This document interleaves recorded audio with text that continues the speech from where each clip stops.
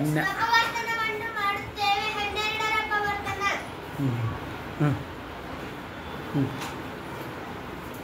ಪಡಪಡ ಕೊಡ್ರಿ.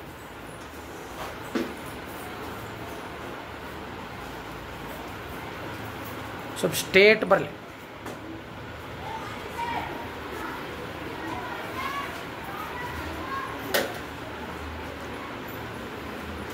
ಸೀದಾ ಹಚ್ಚ್ರಿ.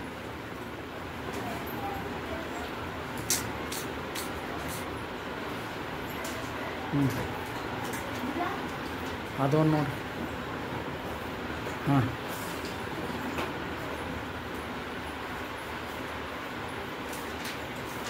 ಇಲ್ಲಿ ಕಂಬ ಸಾಲ 1 ಆಗಿದೆ, ಅಡ್ಡ ಸಾಲ 12. ಹಾಂ 12 ಗುಂಡ್ಲೆ 12 ಗುಂಡ್ಲೆ 1 12.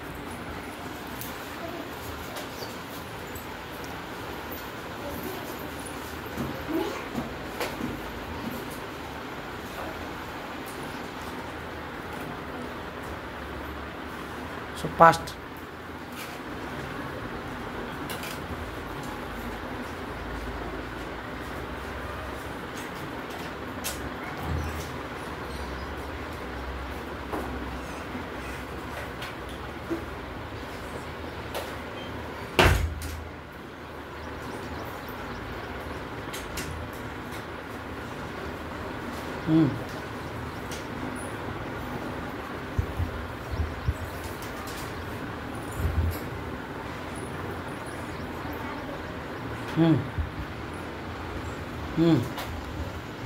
ಹಾಂ ಅಡ್ಡ ಸಾಲ 2, ಕಂಬ ಸಾಲ 6. ಹಾಂ 2. ಹಾಂ 2 ಗುಂಡ್ಲೆ 6. ನೆಕ್ಸ್ಟ್.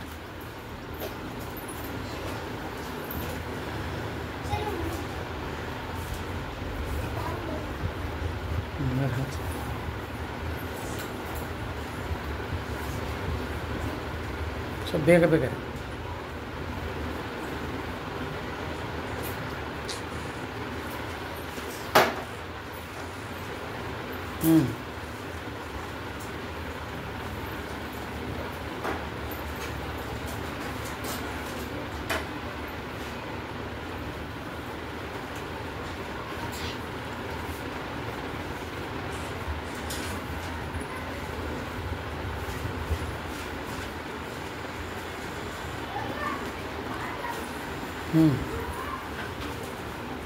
ಹೇಳ್ರಿ.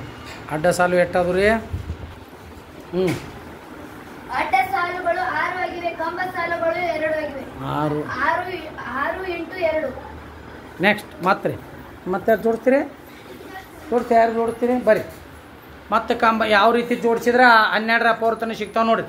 ಈಗ ಯಾವ ಸಿಕ್ಕಂಗೆ ಅದು 1 2 ಮತ್ತು 6 ಸಿಗ್ತೀವಿ.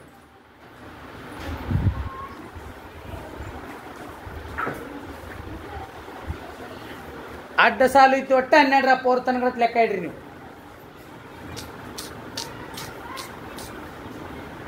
ಫಾಸ್ಟ್ ಸ್ವಲ್ಪ ಜೋರಂಗೆ ಒತ್ತ್ರಿ.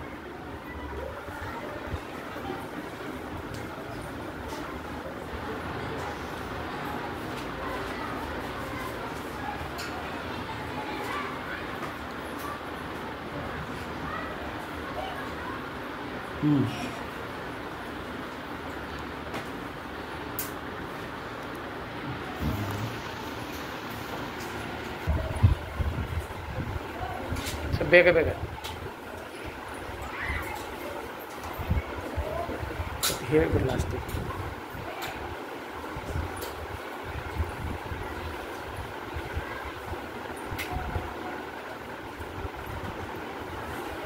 ಫಾಸ್ಟ್ ಅಪ್ಪಿ ಜೋಡ್ ಫಾಸ್ಟ್.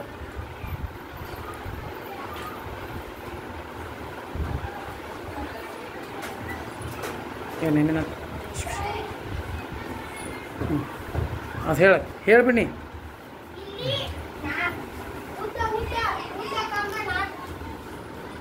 ಇಲ್ಲ ನೋಡ್ರಿ, ಈ ಚೌಕಳಿ ಬಿಲ್ಲೆಗಳನ್ನು ಜೋಡಿಸವಲ್ರಿ, ಈ ಅಡ್ಡ ಸಾಲುಗಳ ಮೂಲಕ ಅಪವರ್ತನ ಹೆಂಗ್ ಕಡಿಯೋ. ಇಲ್ಲ ನೋಡ್ರಿ, ಅಡ್ಡ ಸಾಲು ಎಷ್ಟಾವ್ರಿ? 12. ಅಡ್ಡ ಸಾಲು ಹಿಡಿದವ್ರು 1 2 12. ಹಂಗಂದ್ರೆ 12 12ರ ಅಪವರ್ತನ. ನೆಕ್ಸ್ಟ್ ಇಲ್ಲಿ ಅಡ್ಡ ಸಾಲು ಹಿಡಿದವ್ ನೋಡ್ರಿ 2. ಹಂಗಂದ್ರೆ 2 12ರ ಅಪವರ್ತನ. ಇಲ್ಲಿ ಅಡ್ಡ ಸಾಲು ಎಷ್ಟವ್ರಿ?